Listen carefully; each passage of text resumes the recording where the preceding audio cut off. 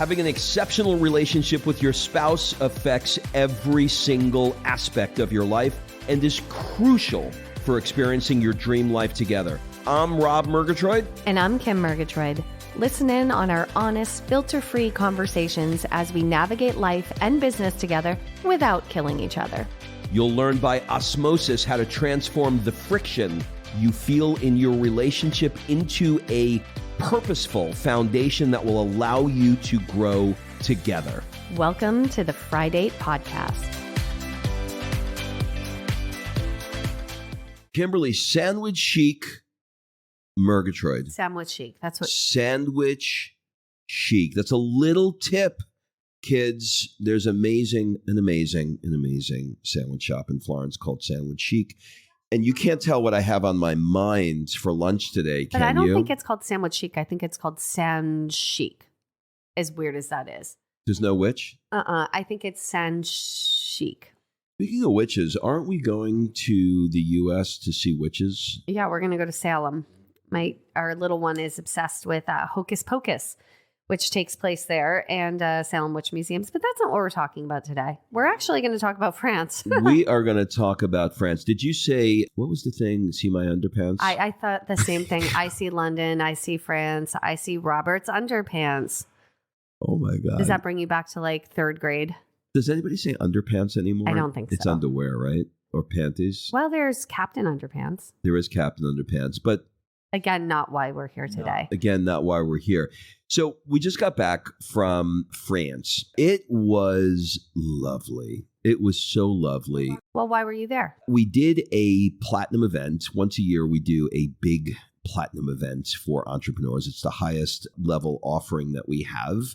And it's very mastermindy in nature. And it's a bunch of entrepreneurs who want to do cool shit, connect with each other, and, have bucket list experiences. And this definitely delivered, and this definitely fell into the bucket list category, but it was a little bit different. So every one of these that we do is different because as they evolve and we evolve, and they being, the number of events that we've done, this will be our 10th one that we did, or this was our 10th one that we did, we're different. The brand is different than we were 10 events ago. We're different than we were 10 events ago. The kind of people that we're attracting to these things are different than they were 10 events ago. So there's always an evolution.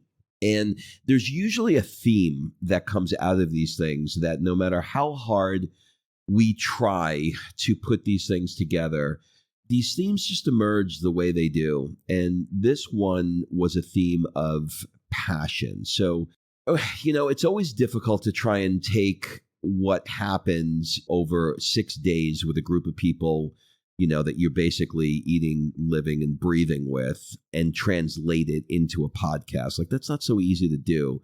But there are two examples that we think will hopefully help with them. So I'll let you want to kick it off? Well, I just want to talk about what we did kind of different this time, because as now we've been living in Europe almost 2 years, we have a very different, I think, more evolved view on travel in general. And so we have always been people who preferred more immersive travel ourselves. Like naturally, it was just something we enjoyed. Yeah, like we would go to Mykonos for a month and people were like, I went there on a cruise. You can't do more than one day. You see everything. But what's immersive? Well, that's what I'm about to say. So, lately, I've been seeing acquaintances and people in my social media take trips to Europe or cruises in the Mediterranean. And, you get 8 hours in a port or whatever it is.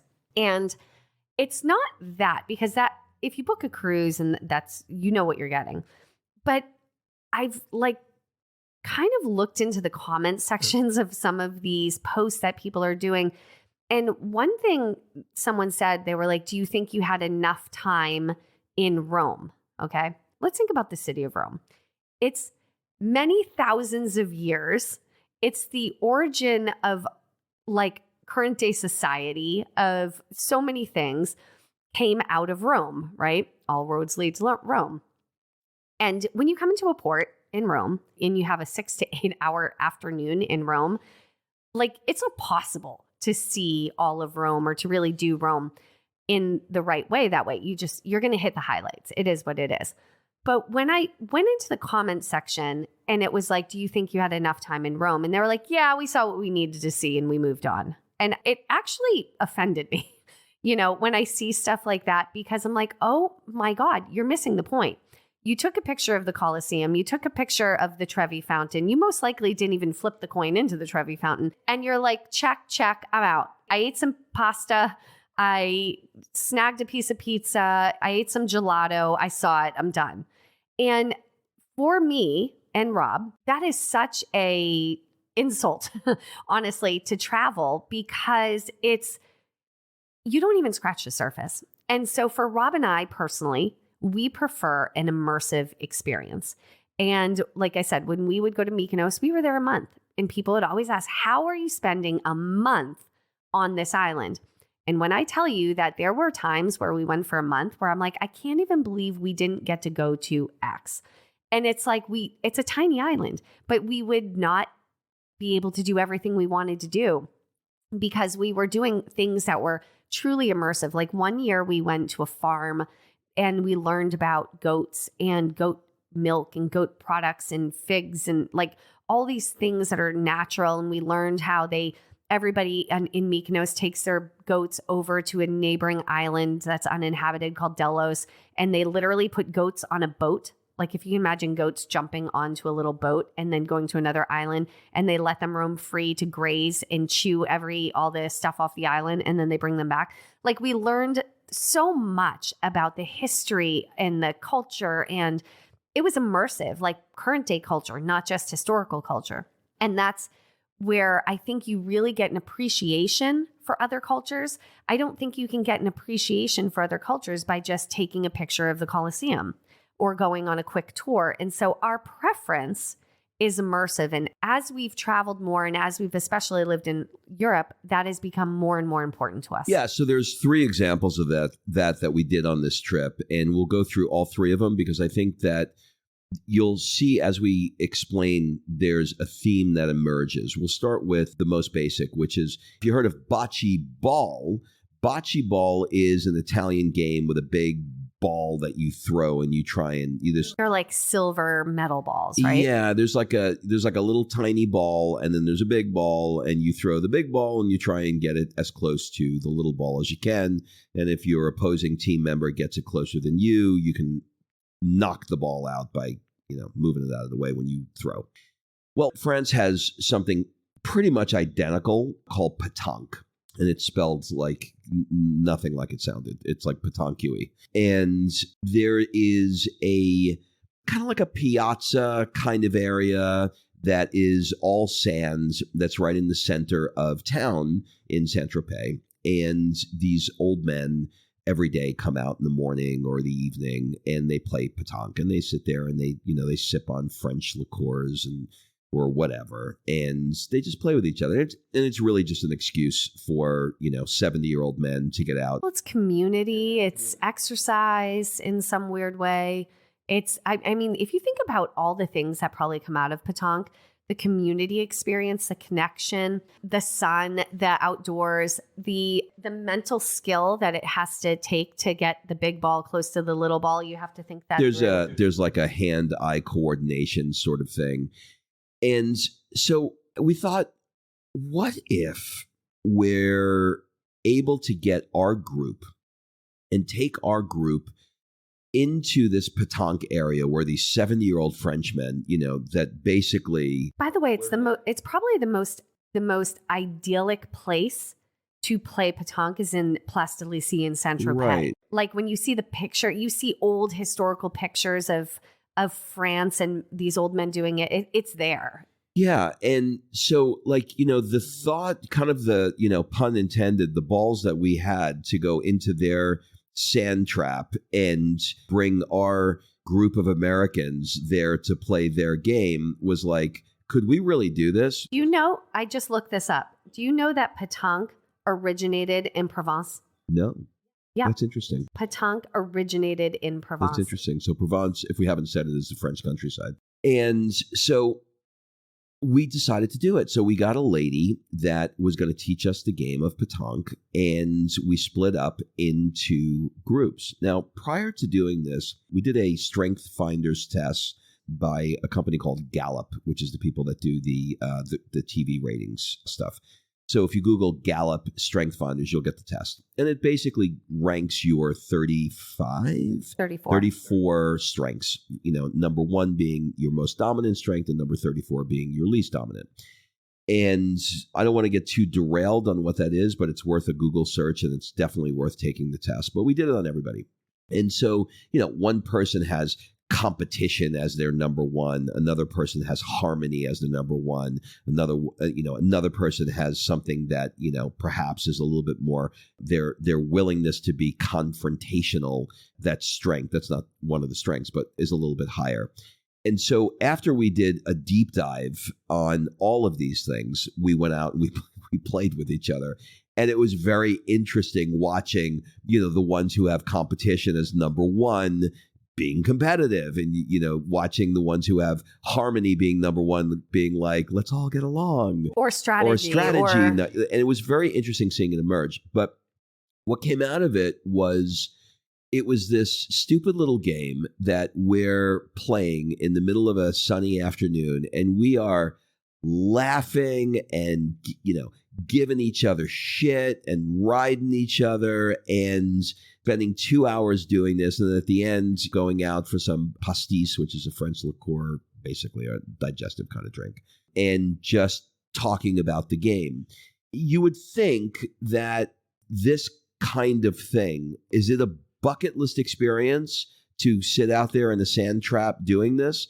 I don't know. Maybe somebody would say yes, somebody would say no, but I can tell you how I felt. I felt like I was more connected, like we had great laughs. It was a community feeling, and being around the environment of all the old men who were doing this too made us feel like we were part of something bigger. Well, that's the immersion, right? There's a difference between going to the zoo and seeing a giraffe or being in a safari driving alongside the giraffe. Like there's a big difference between the two. And I think travel sometimes is very an observational sport, and we made it an active contact sport. And so we have this petanque game. Everybody had a blast. And then last night, one of the couples sent us a picture of them playing basically petanque or bocce ball when they got back to Wisconsin. And it's like, what is important about these immersive experiences and why it's so important to us, and why it doesn't matter if it's our upcoming Italia experiences, these platinum events, whatever experience we do will be immersive, because it's what changes you. People always say travel changes you. Okay, going and taking pictures of 6 things in a 6-hour spread and being exhausted, that doesn't change you. Going and immersing yourself in the culture, in the community, and being a part of playing petanque. Like, Rob came out with a bang in petanque. Like, you could easily, in about a decade, go on a petanque court, sand area, and you could show up and be right in with these guys. Like, I think he was going to get recruited by the team next to us because he was so naturally good at this game that it's now in your bag of tricks. And now I'm thinking about this, Rob, right? So you have this group of guys here, the Negroni Bastards. How great would it be to do a Negroni Bastards afternoon with all the families where we do a competition and play bocce ball? And we do it with all the families and we make it like an entire afternoon event. Like, that would be so much fun and phenomenal in a way that we're taking something that we learned and bringing it into our current life and applying it. It's like our friend Darren, he's traveled with us to Italy quite a bit, and he's really come into his own in cooking. And this is a guy who never cooked. And all of a sudden he's like Chef Darren. He just texted us a picture of a pizza oven, that he bought from Italy. Yeah, you know how they got that in his backyard? A crane. A crane had to come to his he literally has a house in the subdivision.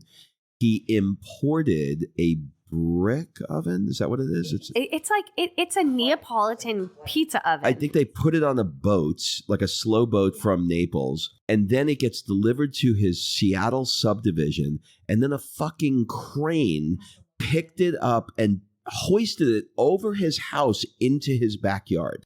Right. And by the way, that's called immersion. Well, he got that because he came on one of our events and he took a cooking class and he got inspired to do it. Okay, so that's the first one. The second one that I wanted to talk about is we have Joelle the chocolatier. Joelle Durand, I think is his name. Okay, so this dude, I mean... Okay, you remember the movie Chocolat with Johnny Depp? Yeah.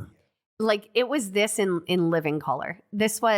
It was in a tiny town in Provence called Saint Remy. And Saint Remy, I actually want to go back to. I was like salivating, just wanting to walk around and spend more time there. And you would think, and this was something when our team brought it to us and said, there's this chocolatier, it might be interesting to do a little thing. We were like, okay. Like it's chocolate. Like, it's I chocolate. get it. It's France and it's a good chocolate. Is it like a lesson? Yeah, well... And so we're like, okay. But we trusted them and we trusted the idea. And it wasn't, a big part of our day. It was just like a pit stop. We were like, okay, well, we'll pit stop for chocolate. What could go wrong? What could go right? Holy shit. It was a highlight of the trip. Yeah, it was incredible. So I'm going to set it up and then Kim's going to give you the exact details. So I went in there and I was like, okay, well, here we go. He doesn't speak a whole lot of English, so we had our translator with us. And first off, let's first try the chocolate. And it's a little small square of chocolate, maybe the size of your thumb, right? Nothing huge. Like, don't think Hershey bar. Think like literally a tiny square of chocolate that a hotel puts on your pillow at night. Yeah, that's a good way to put it. Like that size. We get this little chocolate square and we put it in our mouth. And 3 seconds after your brain registers what just went in there, all of us looked at each other like, what the fuck? This is unbelievable. And it was this explosion of lemon, like lemon, like really like a lemon. Like have you ever seen those big lemons in like Amalfi, or if you've ever been somewhere where you saw like a lemon that was so fragrant and big and like it evokes that image. So he had a passion and he was able to take this lemon and put it into the chocolate. Well, so when he was a kid, I think the woman said when he was 6 years old, he had this idea to do chocolate flavors from A to Z. And each little square has a letter on it in the alphabet. And he also has punctuations too. I don't know if you knew that. I did. What's that about? It's just more flavors because he ran out of letters. So it's more flavors. He has 26 flavors. Now he has exclamation mark. Punctuations. Exactly. And so it's like imprinted on the chocolate. So you know what the flavor is. And there's like a code. And he came up with this idea when he was 6 years old. And then he, got older and he was like, well, I like this kind of thing. So he went to pastry school and he was going to be a pastry chef. But this urge, this nudge, this passion within him for this unique chocolate to take things like, when Rob says lemon, you go to the grocery store and you go to like the chocolate area and you'll see bars of chocolate and it'll be salted caramel. You'll see like a spicy variety with a pepper or something like that. Okay, I've had those. This is not that. This is like a real, it's not the extract of a lemon. It's like the real lemon he puts in. It's like puts the lemon somehow in the chocolate, but it's lemon or rosemary or lavender or coffee. I had the coffee one the other day and because we got a box of a bunch of different ones. I got the coffee one the other day and I tried it and I was like, holy shit, that is like drinking an espresso. And I've had other versions of coffee chocolate. It's not the same. You can almost taste, even if it's not synthetic, it tastes like it was an extract of something. It's the difference between scraping a vanilla bean into like ice cream or using vanilla extract. And there's a big difference in that if you've ever had it. And he is using these raw natural ingredients and he's like dreaming up creations that are magical. So let's tell the story about the lemon. So the lemon, this particular lemon, he had this childhood memory of going to Corsica where they have these lemons. And he's like, the lemon not only is amazing and fragrant and incredible, but for him, it evokes a memory, right? And so there's a passion behind it. Well, getting these lemons from Corsica is not so easy because it's an island off the coast of France and there's import and there's boats and it makes it much more expensive and cost prohibitive for him. So he decided to have some of those same trees planted on the mainland in a town called Menton, probably, right? And it's this little seaside village that has the same kind of environment that he grew up with. And he had history. So he has his own lemon trees. He doesn't go to the market and get some random lemon. He has his lemon trees planted somewhere in this coastal town in the right environment. And he harvests them and creates this one piece of chocolate. He has, like Rob said, he has 26 and now he has even more. And each one is so unique, but you taste it within the chocolate and it's so fresh. It's almost like, how did he capture that? Because even if I've tried to make a lemon cake with real lemons, it tastes like lemon, but it was like an explosion of chocolate lemon in that. Now, I want you to think about, what is it that you're doing in your life that you have that level of passion and intention for detail with? I mean, he could have easily phoned in the lemon, right? He could have went to I've been to the fruit markets in France. They're beautiful. Those lemons look like they're just fine. I can't imagine why you need to take a lemon tree off of Corsica, move it to the mainland, and then travel to that lemon to get it. Okay, so that's one piece of chocolate.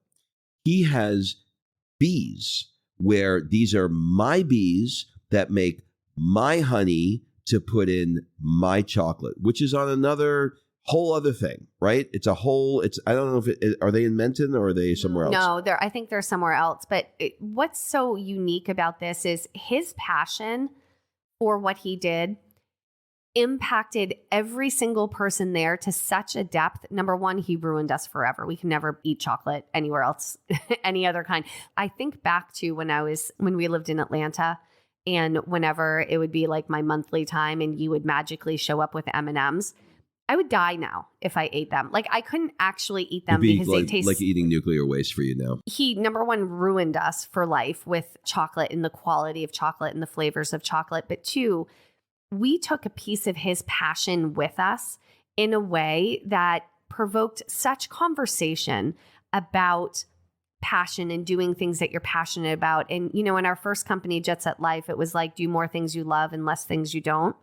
And we had a lot of conversations about that. And we've gotten texts from people that were at the event. And we're not even a week out from this event. People have been home 4 or 5 days. They're probably still jet lagged.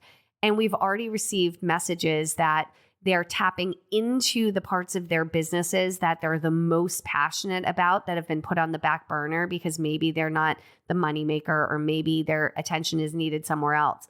But now they're taking that passion that was on the back burner and bringing it front and center stage because they were inspired by people like Joelle and because they sat and played pétanque. By the way, the thing with pétanque that was so great, I had a conversation with one of our guests, is in that game, it was taking the strength finder, but then seeing it play out in a game and being able to acknowledge it as a strength and seeing where the blind spot of that strength could be. And then also being able to say and label your strength and be like I sucked so bad at pétanque that my strategy brain was literally, strategy is in my top 3. My strategy brain was trying to come up with the strategy of where you could tuck me in the lineup where I wouldn't hurt the team.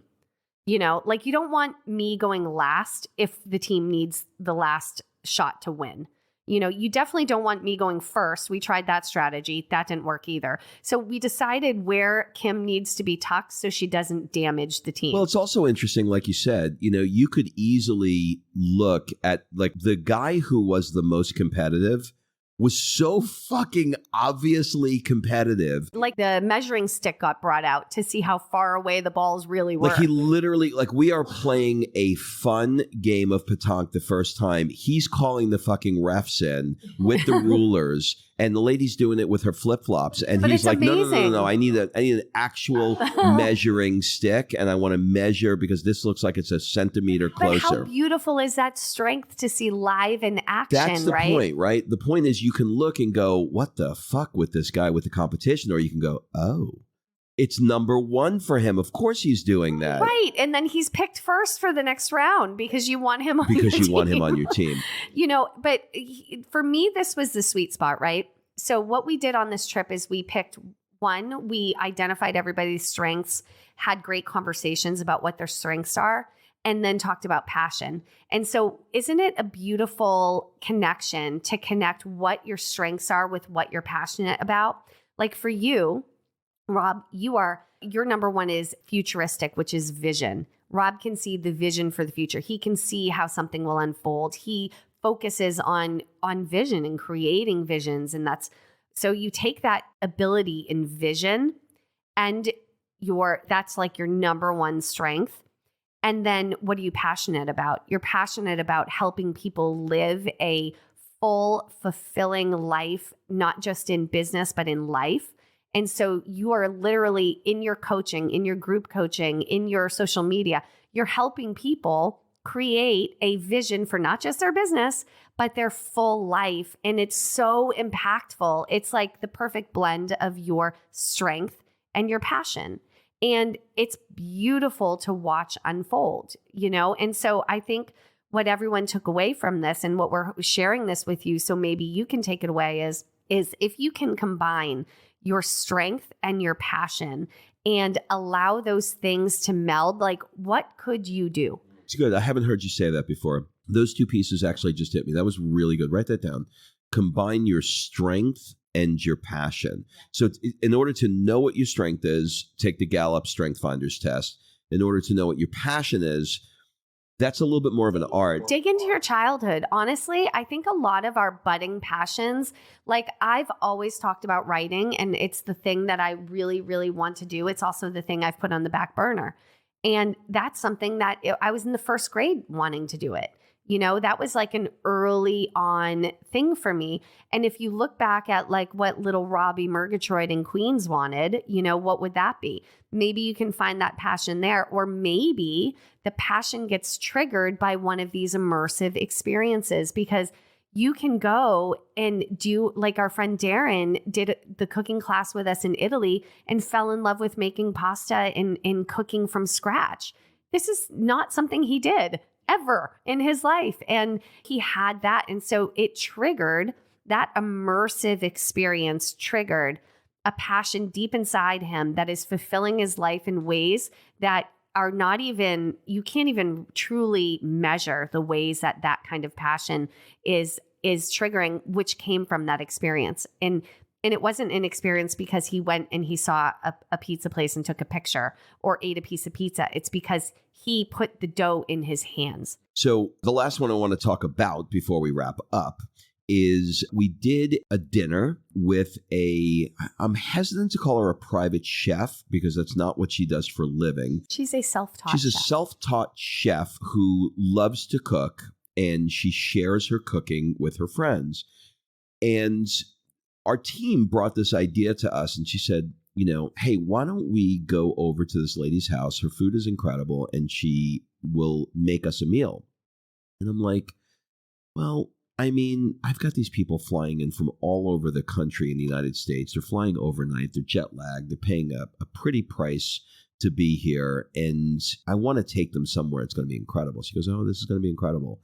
And I just had this vision of like, I don't know, this, like, I had this fear like this lady was going to be in her nightgown with her cat and we were going to like walk in and she was going to cook for us. And it was the complete opposite. We walked into her home. It was like her real home in Provence, a beautiful home. There was a cat. There was a cat. And she set up a table in her backyard. And it was a lovely backyard and it was a lovely table, but I was still hesitant. And so, we sort of like all walked in and, her English was pretty good. Wasn't perfect, but it was pretty good. And we sat in her kitchen and, it wasn't a dog and pony show. It wasn't like she had a prepared speech and she was nervous. And so was I. Well, she had never cooked for a group that wasn't her friends. Right. And so she started to explain, what she was cooking. And I'm like, oh, okay, this is interesting. And she said, well, go sit outside, and I'll get you some wine. And wine always helps with these kinds of things. And she comes out, and one of the things that hit me was she made this like tomato tart. Is it a tart? Yeah, tomato tart. And think of it like as what looked like a pizza crust with like tomato on top of it. And I'm not doing it justice because it was beautiful, like artistically beautiful. And she, said like, pass it around, and she cut it. And well, no, before, can I interrupt? Because she came out with this tart, and it was tomatoes and onions and all of this. But then she showed us, she said, but today I went to the store and I found these zucchini flowers. And so I put them in the oil, and then she brought the zucchini flowers out in the oil and showed us, this is the top of the zucchini, and you can use it like this or like that. And she put it out. And then she said, I have herbs that I used, and I want you to guess what the herbs are, but I wanted to make sure that each piece had all the herb flavors, but I didn't want you to have them all at once. And so I put the mint here and the basil there, and she spread it out in a way that she knew when she cut it, you would get all the flavors, but you wouldn't get them all at once. And so you could taste the difference in all of the areas. And then she talked about the beauty of it, because this thing was beautiful. And she was like, I'm there and I'm arranging it. And I'm like, and I hit a point where it's enough. And is it perfect? No, but it's never going to be perfect, but it's enough, and it's beautiful in its imperfection. And so she talked through all of these dishes with us. And it was almost like taking notes. Well, we wanted to take notes. And what was interesting about that piece, what I got from it was, I had recently read Rick Rubin's book on creativity. And he talked about how most of the things, particularly in music, because he's a music producer, they're not perfect. When something is perfect, it doesn't work well for the ear, and it doesn't work well for the eye, like in art. Like, it's the imperfection that makes something. It's like, you don't want to go to a dentist and get the whitest, Apple computer commercial whites. You don't want that on your teeth because it just looks weird. Like, and even though you want white teeth, you need them to look normal, right? So this tart, she said, I don't like each piece looking the same. And, I imagine like a pizza pie with slices. And I was like, why? And she said, because it's not nice. It's not beautiful. And I was like, why is it not beautiful? She said, because when everything looks the same, it all just looks the same. But when each piece is different, it's interesting. And I went, So now this theme is starting to emerge. I got this guy, the chocolate guy who's got to go, move his tree to this part of France, move his bees over here. This one who doesn't want each piece to look the same, but wants every, piece of basil to, explode in your mouth at the same time. And all of these things come together to create probably unduplicatable detail that is a thumbprint of that particular, I'm going to say, artist who's creating it. And all of us, we have guys who are in real estate, and we have a doctor, and we have people that are in, startups and all kinds of different industries. And every one of us recognized the artistry, and it made us go, well, how do I take that and put that into what it is that I do? Now, I want you to compare this to, so the traditional mastermind concept, right? You go, you sit in a room, they bring in speakers. Every speaker does their canned speech, their Q&A. Basically, what they say on TikTok is what they say in the room, or whatever. You have that kind of revolving door, and you're like, ooh, golden nugget. And you might get some good things from it. Mic drop. Or you do this immersive experience, and we don't even know what she's going to say. Like, there were so many moments where people were like, oh my God, that was good. Well, you just said it right there. You just made me have an aha. When somebody is doing a pre-canned speech, they know what they're going to say, and they know that the information that they're going to deliver is going to be valuable for somebody, and they know where the pause is, they know how to get it there, and you leave and you go, oh, that makes sense. That actually was a good. And it looks like Shakespeare. Yeah, well, you'll listen to like Mel Robbins, and she'll go, and then I couldn't get out of bed, and I said 5, 4, 3, 2, 1, and I got up, and you go, okay, well, that makes sense. It's a good technique. It's good something. But when you are in somebody's house and they bring something out that's a tart, and you look at it, and they're like, take a bite, and you take a bite, and you look at them, and you're like, I've never tasted anything like this. And she's like, oh, well, that's because I went to the market and they didn't have this and they didn't have that. And, my brain's exploding right now. But one of the things that was another thing that's making me think of is she found artichokes, right, that day. And so she said, I have these beautiful artichokes. And then Kim was like, well, where's the, you. Well, I went into the kitchen. She told us all about the artichokes and they're beautiful and all this stuff. And we were excited because I love an artichoke. And I went into the kitchen to walk through the house, use the restroom. And on my way back, I was like, oh, the artichokes. And she said, yeah, we're not going to be eating those tonight. And they were cooked. And I said, why not? And she said, they were picked too young. They don't taste very good. And I don't feel like they're representative of what I want to put on the table tonight. So I found this asparagus and I'm going to put it with the goat cheese. And she started telling me what she was going to replace that plate with. I'm sure the artichokes were delicious, but they didn't meet her personal standard and she wouldn't put it on the table. She wouldn't do it. So all of this to say that, like, if you're in an environment, in a hotel where somebody is packaging something up for you, it is very, very different than when somebody is actually living and breathing it. A lot of speakers are doing talks about something that they think can teach you something and communicate something. But when you really look at their success, they didn't do those things. They've learned to deliver that as content that they think is good for you to learn. But if you really went back and you see, what they did, a lot of times they didn't. When you put the cook in the kitchen. And, so the point of this, again, is what we talked about. It's combining your strengths with your passions. But I think sometimes people want to tuck their passions away. And not every passion needs to become a business. But chances are in your business, there's a portion of it that you're more passionate about than another part. And like Rob loves to do the events, to create these magic moments. And like as the event is unfolding, we're having small ideas for magic moments. Like I'll give you one. When we were in the chocolatier, everyone was talking about all their different favorites. And I knew that I was going to purchase chocolate for them for their, we were changing from Provence to Saint-Tropez and they get a little welcome gift. And I was going to purchase chocolate from the chocolatier and put it in their room as a little gift in Saint-Tropez. And I already knew I was going to do that. But while we're sitting there and I'm hearing everybody talk about their favorites, I'm sneakily in my phone recording everybody's favorite chocolate because it's a normal conversation. What was your favorite? What was your favorite? And I'm recording their favorites and I'm giving the list to my assistant to purchase their favorites and make sure their favorites are in their room. And those kind of little magic. So we love doing that part of it, right? We hate marketing it. Like that's not what we enjoy doing. We don't like the sales process, but we love doing the experience and we do it really well.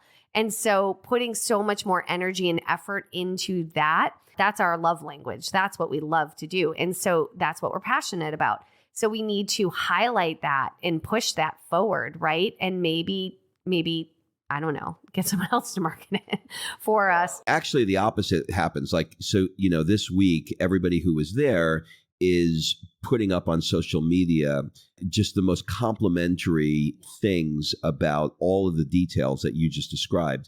Well, guess what that is? That's marketing, right? So we're putting our strength into crafting something incredible, and they're doing the marketing. Which is true because this is more of a word of mouth type of experience, but it's also something like that's our super high level experience. Well, we're bringing that same passion and immersion to our Italia experience, which is a fraction of the cost. But what we're pulling out with this Italia experience has our thumbprint of total immersion. Like when I see the people walking through the town with the big tour with the earpiece and the lady with the flag, they're missing the point.